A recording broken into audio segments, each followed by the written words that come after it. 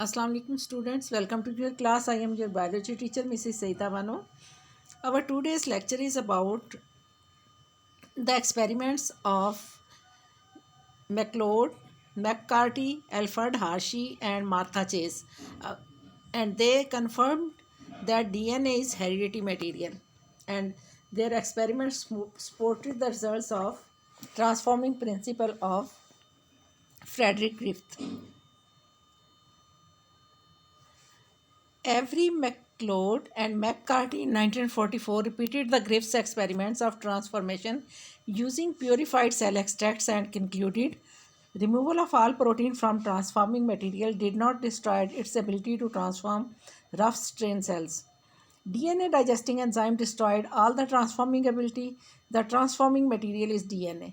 कि every McLeod McCarthy इन्होंने 1944 में ग्रिफ्थ के एक्सपेरिमेंट रिपीट किए, लेकिन उन्होंने माइस को यूज़ नहीं किया, बल्कि क्या किया कि बैक्टीरिया को लिया और उनके प्योर कल्चर एक्सट्रैक्ट्स लिए कि उनके प्रोटीन्स को एक्सट्रैक्ट किया सेल्स में से। कुछ एक्सट्रैक्ट्स में सिर्फ प्योरीफाइड डीएनए था, और फिर उन्होंने जो था डीएनए को यूज़ किया। डीएनए किस तरह से एक्सट्रैक्ट किया कि मटेरियल जो था बैक्टीरिया का, उसमें उन्होंने डाले डीएनए डाइजेस्टिंग एंजाइम, और उसके बाद सेकंड वाला जो ग्रुप था उसमें उन्होंने प्रोटीन डाइजेस्टिंग एंजाइम्स डाले। और इससे जब इन्फेक्ट किया माइस को, तो उन्होंने देखा कि अकेला जो प्रोटीन वाला था उससे भी ट्रांसफॉर्मिंग एबिलिटी नहीं हुई, और जो डीएनए वाला जिसमें प्रोटीन डाइजेस्टिंग एंजाइम डाले हुए थे, डीएनए प्रेजेंट था, तो उसने रफ फॉर्म के बैक्टीरिया को स्मूथ फॉर्म में कन्वर्ट कर दिया, यानी उसमें ट्रांसफॉर्मिंग एबिलिटी थी। तो इससे उन्होंने कंफर्म किया DNA is the transforming material. Avery MacLeod and McCarty experiment क्या थे? इट बेस्ड ऑन ट्रांसफॉर्मेशन के, इसमें ट्रांसफॉर्मेशन के एक्सपेरिमेंट किए गए थे। Cell free extract of smooth strain bacteria was subjected to DNase, RNase and protease के। पहले उन्होंने क्या लिया कि सेल फ्री एक्सट्रैक्ट बैक्टीरिया से एक्सट्रैक्ट कर लिए सिर्फ उसका डीएनए और आरएनए और प्रोटीन्स, और फिर उनमें बारी बारी डीएनए एंजाइम डाला जो कि डीएनए को डाइजेस्ट करता था, आरएनए को डाइजेस्ट करने वाला एंजाइम डाला, और प्रोटीन को डाइजेस्ट करने वाला एंजाइम डाला। Each treated extract was mixed with rough and mixture injected to mouse to see transformation. क्या अब उन्होंने ये जो मिक्सचर था, एक में डीएनएस डाला हुआ था, दूसरे में आरएनएस और तीसरे में प्रोटीएस, तो ये बारी बारी रफ टाइप स्ट्रेन के साथ मिक्स किए जो लिविंग थी, और फिर उसको माइस में इंजेक्ट किया। इन case of protease and RNS transformation was recorded. कि अब जब इन्होंने ऐसा मिक्सचर डाला जिसमें प्रोटीएस प्रोटीन को डाइजेस्ट करने वाला एंजाइम था और आरएनए को डाइजेस्ट करने वाला आरएनएस एंजाइम था, यानी उनमें आरएनए और प्रोटीन डाइजेस्ट हो गए, सिर्फ डीएनए रह गया, तो उस मिक्सचर ने रफ बैक्टीरिया को स्मूथ बैक्टीरिया में कन्वर्ट कर दिया, यानी इसमें ट्रांसफॉर्मिंग एबिलिटी थी। In case of DNase no transformation was recorded. कि जब बैक्टीरियल एक्सट्रैक्ट में से डीएनए एंजाइम डाला गया और प्रोटीन और आरएनए उसमें प्रेजेंट थे, डीएनए डाइजेस्ट हो गया, तो जब इस मिक्सचर को इंजेक्ट किया गया रफ बैक्टीरिया के साथ मिक्स करके रफ टाइप के बैक्टीरिया में, तो उसकी ट्रांसफॉर्मेशन नहीं हुई।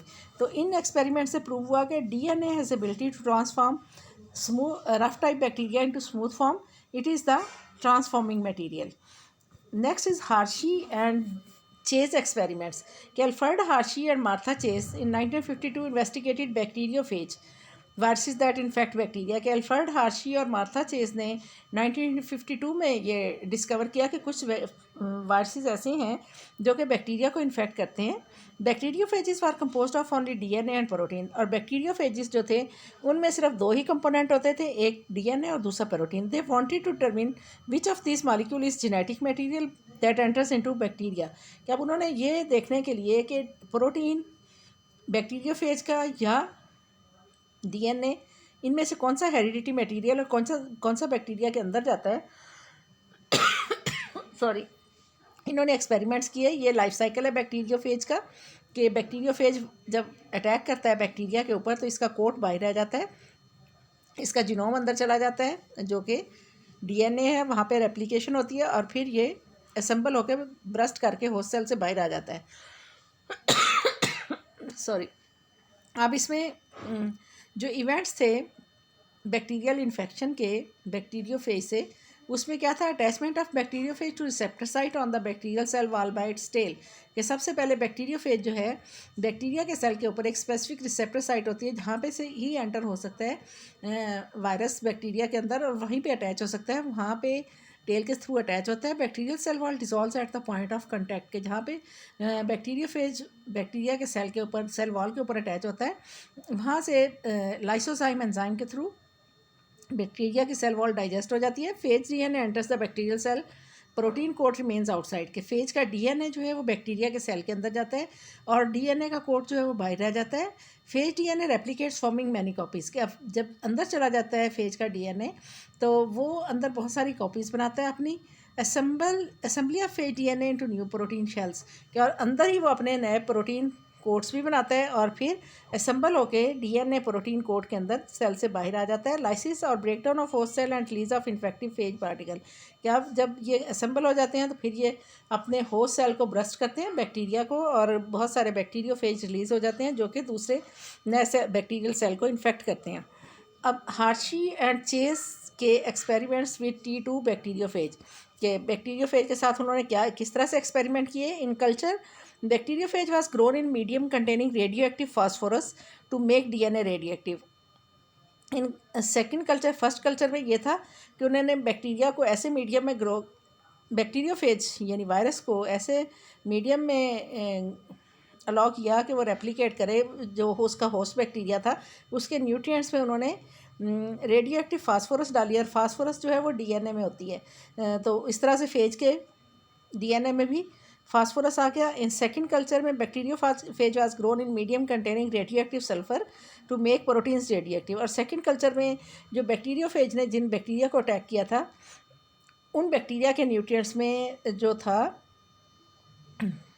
सल्फ़र डाली गई जो कि रेडियो एक्टिव थी। और जब इन्होंने प्रोटीन सिंथेसाइज़ किए बैक्टीरियोफेज ने बैक्टीरिया के अंदर, तो उसके जितने भी प्रोटीन्स थे कैप्सोमेयर्स कैप्सिड के अंदर, उनमें सल्फ़र आ गई। यानी दो तरह के हमारे पास उनके पास वायरसेस हो गए। एक ऐसे वायरसेस थे ये बैक्टीरियोफेज थे जिनका डीएनए लेबल था with phosphorus, and second group was the bacteriophages which contain their coat labelled with sulphur S35 कि रेडियो एक्टिविटी उसके एक के कोट में थी और एक के जो थी वो डीएनए में थी। Both kinds of bacteriophage particles were allowed to infect bacteria. अब दोनों को अलाउ किया गया कि वो बैक्टीरिया को इन्फेक्ट करें, किस वजह से कि ये ऑब्लिगेटरी इंटरसेलुलर पैरासाइट्स हैं, बैक्टीरिया सेल के अंदर ही रेप्लिकेट होते हैं। The infected bacteria were observe for radio activity. अब जो इन्फेक्टेड बैक्टीरिया था उसको देखा गया कि उसमें रेडियो एक्टिविटी कहाँ पे है। Radio active phosphorus was found with bacterial self. क्या बैक्टीरिया के सेल के अंदर जो था रेडियो एक्टिव फास्फोरस था। Radio active sulphur was not traced in bacterial cells के, बैक्टीरिया के जो सेल के अंदर रेडियो एक्टिव सल्फ़र नहीं गई थी। ओनली इन घोस कहते हैं उसके जो कोट्स होते हैं जो कि बाहर रह गए, वहाँ पे रेडियो एक्टिविटी थी।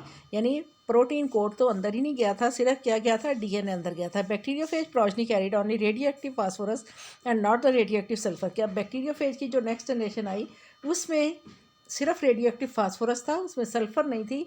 तो इन एक्सपेरिमेंट से ये प्रूव हुआ कि DNA is the genetic material even in viruses and proteins are not genetic material. As the ghosts or coats of bacteriophage were not labeled with P32 and only with S35, the results of experiment clearly indicate that only DNA and not the proteins enter the bacterial cell. Protein coat is left outside. The DNA entering the host cell carries all the genetic information for synthesis of new phage particle. This certainly proves that DNA is the genetic material in bacteriophage and not proteins. के हार्शी और chess के experiment से उन्होंने अपने experiment से ये conclude किया कि बैक्टीरियोफेज जो है उसमें फास्फोरस से जो लेबल था वो सेल के अंदर गया था, यानी डीएनए सेल के अंदर गया था बैक्टीरिया के और वहाँ रेप्लिकेट हुआ था, और जो सल्फ़र था जो कि प्रोटीन कोट में था वो सेल से बाहर रह गया। और इससे ये प्रूफ हुआ कि डीएनए जो है वो हेरिडिटी मटेरियल है। इसमें ये इन्फॉर्मेशन है कि ये नेक्स्ट जनरेशन में ट्रांसमिट करता है करैक्टर्स को, और ट्रांसफॉर्मिंग एबिलिटी जो थी वो भी किस में थी, डीएनए में थी, प्रोटीन्स में नहीं थी। That's all from today's lecture students. अल्लाह हाफिज़।